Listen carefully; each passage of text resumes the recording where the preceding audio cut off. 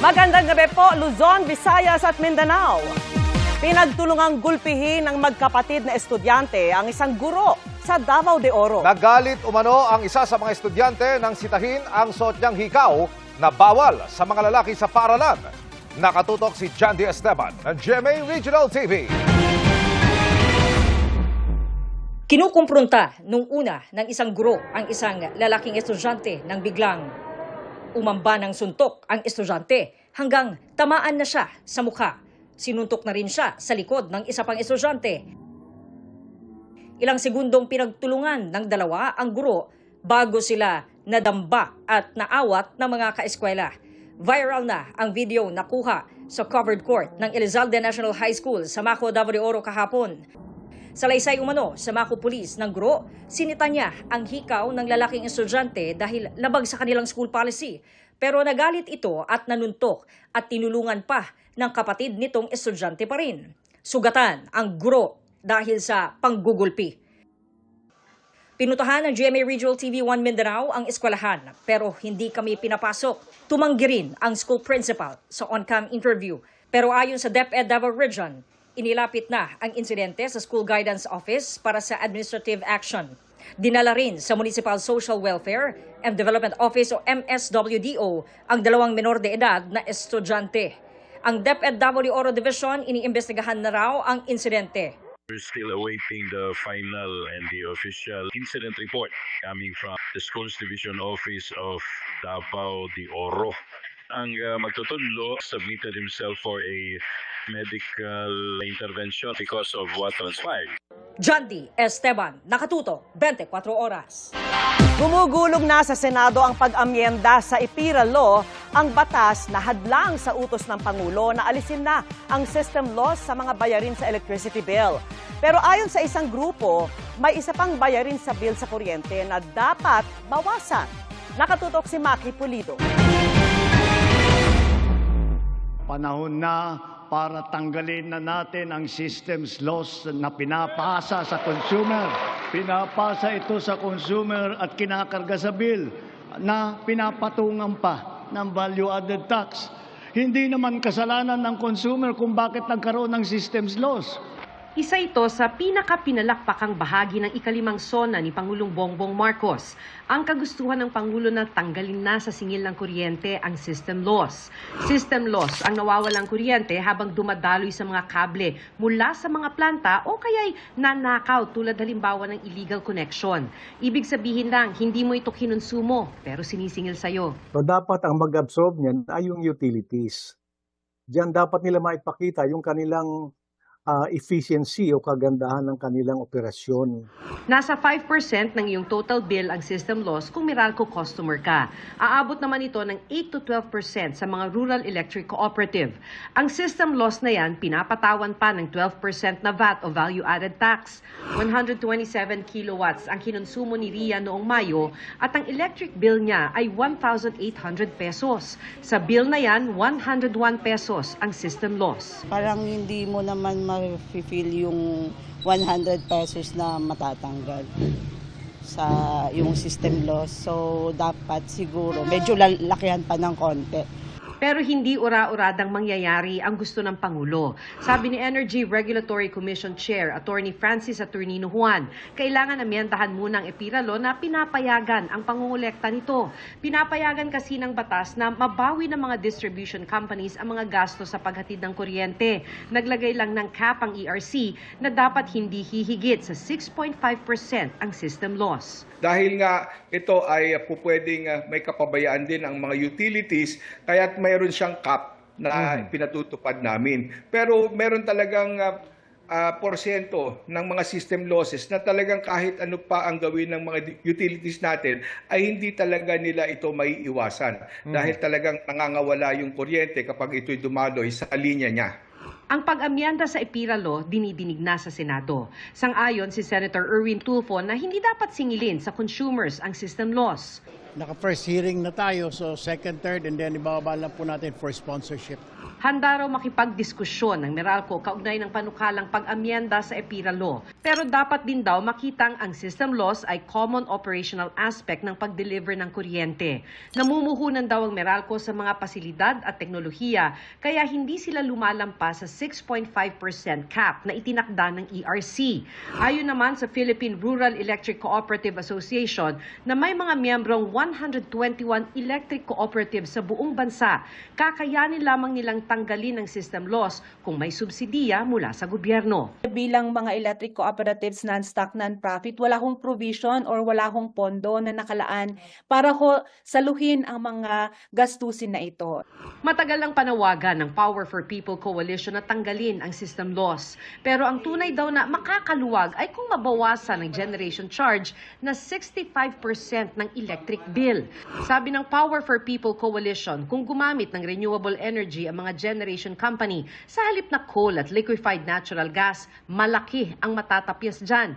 Mas nagmahal pa nga ang inaangkat na coal at LNG nang magkagera sa Iran. Tinamaan tayo sa panahon ng Ukraine War, tumaas ang presyo ng kuryente. Hanggang ngayon, tumama yung Iran War, pataas ng pataas yung kuryente natin dahil yan sa importation ng coal at gas. So, kung baga sa elementary solution, kailangan mong palitan yung source na yon. Maki Pulido, Nakatutok, 24 oras. Formal lang hiningan ng Office of the Ombudsman ng tugon si Leyte 1st District Representative Martin Romualdez sa rekomendasyon itong kasuhan ang dating speaker ng Plunder at iba pa. Kasama rin sa pinagsusunite ng counter affidavit ang iba pang sangkot umano sa pagbubulsa ng pondo sa pamamagitan ng maanomalya umanong flood control projects. Nakatutok si Joseph Moro. At dumating na tayo sa punto na ayon sa Ombudsman ay malapit na ang paghain ng patong-patong na kaso laban sa dating speaker.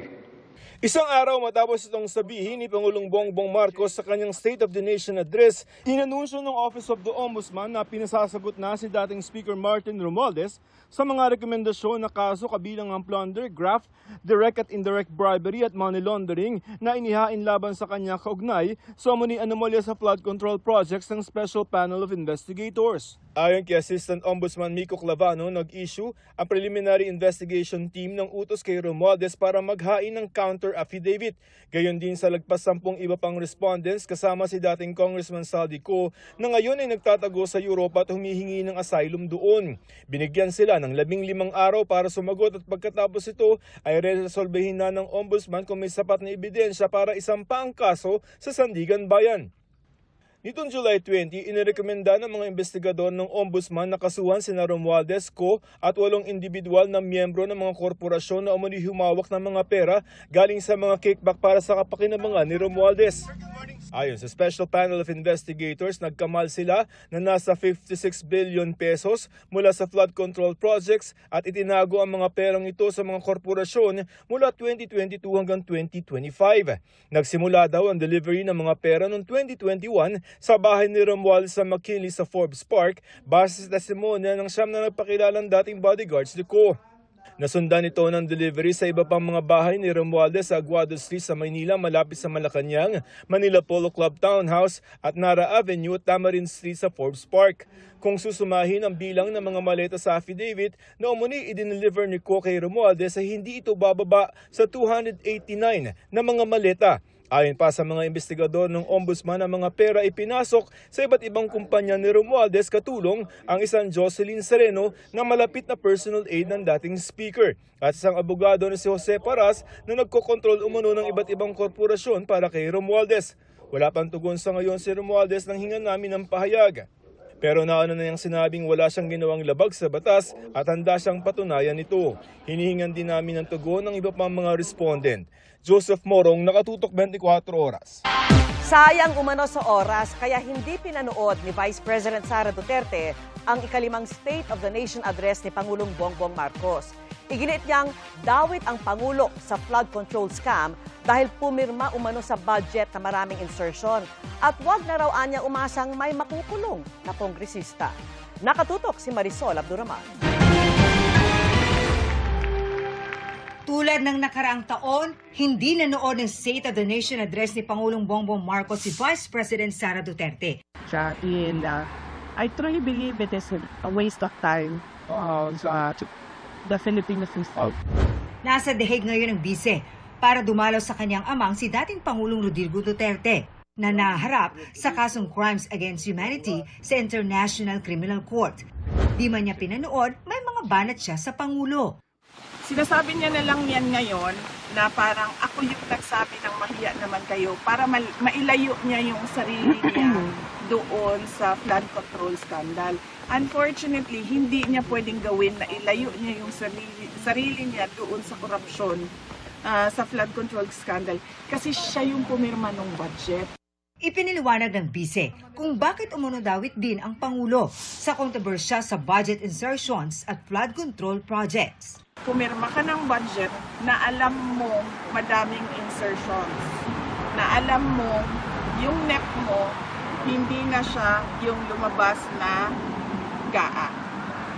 At kahit pa man na nakikita mo na merong anomalya doon, pinirmahan mo pa rin yung budget. Kaya hindi niya pwede ilayo yung sarili niya just by saying na ako yung presidente na nagsabi na mahiya naman kayo at ako yung presidente na nagpakulong dahil wala namang nakulong na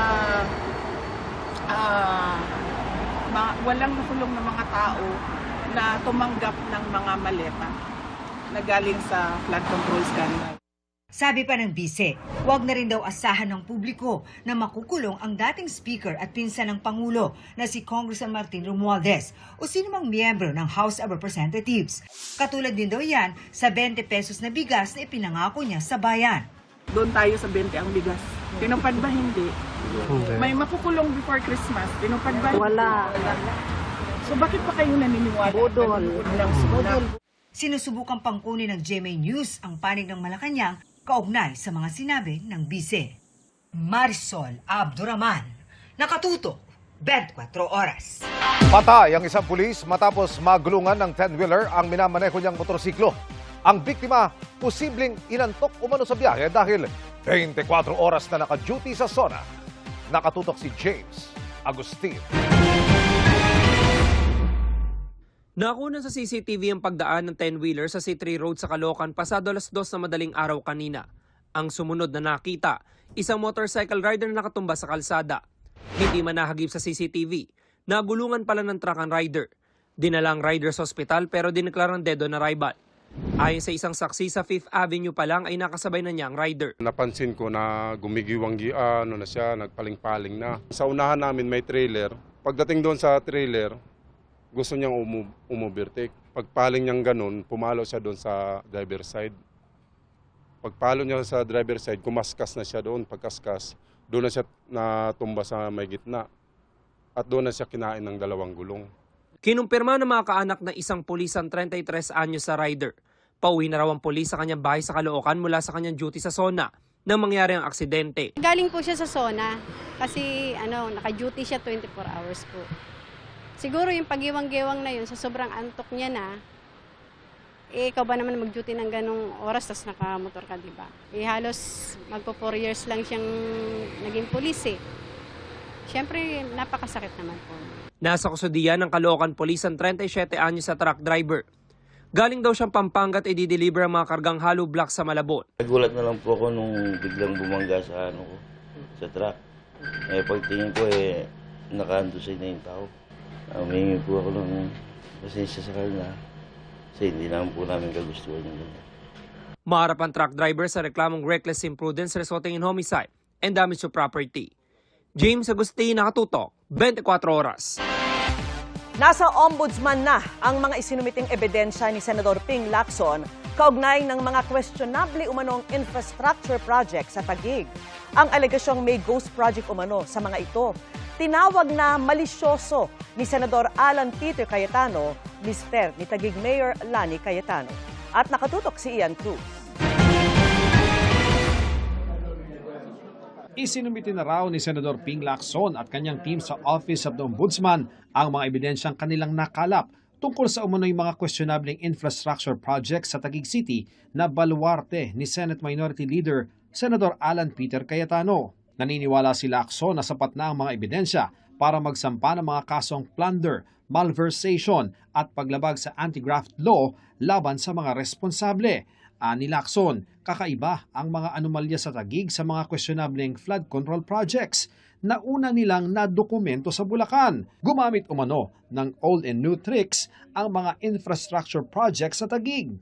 Kabilang anya ang pagpapanggap sa isang illegal na reclamation project bilang mga slope protection structure na may kasamang ilang ghost project. May mga kaso rin umano ng double appropriation at pag-recycle ng mga larawan mula sa mga luma at tapos ng kontrata para singilin at kubrahin ang bayad para sa mga bagong proyekto. Lahat anya ito, isang tao lang ang kumontrol simula 2019. Mula 2020 hanggang 2025, nasa 14.5 billion pesos anya ang infra projects ng Taguig. Sa kanyang panig, sinabi naman ni Cayetano na welcome sa kanya ang mga isinumiting dokumento ng kampo ni Lacson sa Ombudsman. Nagulat lang daw siya sa pagkukumpara ng Bulacan sa Taguig patungkol sa flood control projects. Honestly, nagulat ako na i-compare sa Bulacan kasi napakalayo. Witness ang buong kababayan namin sa Taguig at lahat ng nagiging bisita ang produkto ng good governance for wala pa naman 20 years, no? 2010 till now and ako 1998 till now bilang congressman. Nauna nang sinabi ni Cayetano na walang ghost project sa Taguig. Kanina, sabi niya, malisyoso ang akusasyon. But from my point of view, it's malicious because nga hindi ko alam kung ano exactly at bakit ganun ang accusation at bakit suddenly, etc. But as I told you, always ready to face the consequences. May cost parati po talaga ang lahat ng ating pakikibaka, ang lahat ng ating struggle, maging opposition, mga administrasyon. Ang asawa ni Cayetano na sila ni Cayetano ang kasalukuyang mayor ng Taguig. Sinusubukan pa naming makuha ang panig ng Taguig LGU sa pahayag ni Lacson. Ngayong nagsumite na ng dokumento sa Ombudsman si Senador Lacson patungkol sa Taguig. Iimbestigahan pa rin ba ito ng Senate Blue Ribbon Committee? Yung kay Senator Ping po, choice niya po yun. Alam nga ba naman agawin ho namin sa Ombudsman, nasa Ombudsman na po yun. So, hindi ho kami papakialaman ho namin. Sabi ni Senate Blue Ribbon Committee Chairman Senator Erwin Tulfo, kapag naisa formal na ang membership ng komite, magpapatawag na siya ng investigasyon ukol sa flood control. Isa sa lumutang na magbibigay ng pahayag sa pagdinig ang kapatid ni Senador Cayetano na si dating Taguig Mayor Lino Cayetano. What I heard is willing, he has documents and mga na pwedeng isumiti po sa Blue Ribbon. Pati nga po yung dating mayor po ng Taguig, may mga documents din po nga isusumite. So we will entertain that. Ian Cruz, Nakatutok, 24 Oras. Mga kapuso, nagmahal na naman ang presyo ng ilang produktong petrolyo sa bansa dahil sa mga pag-atake ng Amerika sa Iran kamakailan. Pero ngayong pinahinto muna ito ni US President Donald Trump. May aasahan kayang rollback? Nakatutok si Bernadette Reyes. Matapos ang sunod-sunod na oil price hike nitong nakaraang 5 linggo, balik na sa mahigit 90 pesos ang kada litro ng diesel sa ilang gasolinahan. 92 na yung diesel ngayon di na kaya 3 biyahe na ako, wala pa pong pera na ipon Saan mo napunta? Diesel lang lahat. Pahirap na naman po sa mga chopper. Imbis na yung kita mapupunta sa amin, sa gasolina naman po napunta. Nagmahal ang petrolyo dahil sa 2 linggong sunod-sunod na pag-atake ng Amerika sa Iran. Sa ngayon, ipinahinto na muna ito ni US President Donald Trump habang ang Iran nagsabing hindi rin muna sila aatake basta't huminto rin ng Amerika. Resulta, bumaba ng mahigit 6% ang presyo ng Brent crude na nasa $90 per barrel na lang mula sa $100 per barrel. There have been developments since Friday and into Monday that have caused the price to go down rapidly. I think this is because China has now entered into the picture and they have been invited to participate in third-party negotiations through Pakistan. The two parties, the US and Iran, have halted missile strikes against each other. Glimmer of hope there that potentially this week will bring us lower prices for next week. Pero hindi pa malinaw kung ano ang itatakbo ng sitwasyon sa Strait of Hormuz dahil sabi ni Trump, patuloy ang negosasyon pero sabi ng Iran hindi sila naghahangad na ipagpatuloy ang peace talks. Ang hirap talagang sabihin yung ma-measure yung uncertainty no sa nangyayari sa Middle East. Very erratic. Very erratic. Basta ang masasabi natin hindi magno-normalize pa yan. Matagal pa yan. Mukhang matagal pa tong gera na to, no? At naapektuhan na rin yung supply chain, no? So yung presyo ng langis ay tingin natin ay mag-hover pa rin. Dasal po natin na matapos na sana ang conflict sa Middle East because this has been going on too long. Para maibsan ang epekto ng 5 magkakasunod na linggong tumataas ang presyo ng produktong petrolyo, may mga oil companies na ginawang staggered o utay-utay ang dagdag presyo ngayong linggo. Patuloy rin ang pamamahagi ng fuel subsidy sa pamamagitan ng fuel discount sa mga kwalipikadong beneficiaries. The good news is tuloy-tuloy pa rin ho ang distribution ng subsidy at depende na lang ho sa available fund pa na natitira with LTFRB. Tutuloy-tuloy pa ho itong subsidy distribution. Hiling ng Transport Group na Manibela ang agarang resolusyon sa hirit nilang dagdag singil sa pasahe dahil hindi sumasapat ang fuel subsidy. Parang walang sense of urgency. Nahaharap tayo sa matinding krisis, lalo na ang sektor ng pampublikong transportasyon. Sana man lang inagahan nila yung pagdinig doon sa petisyon. 6 na buwan na kaming nagdurusa dito sa taas presyo na to. At kung meron mang ayuda, dumaan lang sa palad namin at dumiretso din ito sa mga gasolinahan. Hinihinga namin ng pahayag ang Land Transportation Franchising and Regulatory Board kaugnay nito. Bernadette Reyes, Nakatutok, 24 Oras.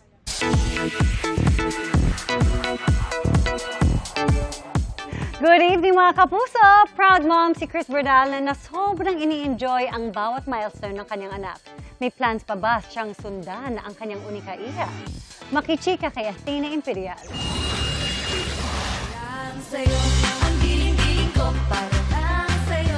Aliw at good vibes ang TikTok videos ni Chris Bernal with her unika iha Hailey. G minsan sumali sa TikTok ng kanyang mami, pero minsan din ay wala sa mood. Enjoy daw si Chris na nasusubaybayan ang milestones ng kanyang anak. In time that House of Lies finished, sakto na nagkaroon din ng schedule for her culmination and I can be present. Nandun talaga ako. So sabi ko, wow, ang galing ng timing. Sa ngayon, hosting ang isa rin sa pinagkakaabalahan ni Chris. Thankful nga raw siya sa kanyang TikTok Lock family na nakakasama niya twice a week. Ang saya ng TikTok Lock parang nare-relax ako. Parang actually in a week, yun yung me time ko rin. Pahinga ko na trabaho siya kasi ang saya lang sa set and then pamilya talaga kami doon. Bukod sa hosting, side quest ni Chris ang sports and fitness activities. Sinusulit na raw ng Sparkle actress ang me time ngayong taon bilang paghahanda sa malaking plan ng family nila next year. Plano ko next year magkaka-baby na ako eh. Yeah, plan ko na talaga next year gusto ko na mag-second baby. So parang itong year na to, I wanna dedicate to myself, to taking care of myself, to working. Athena Imperial updated sa Showbiz Happening!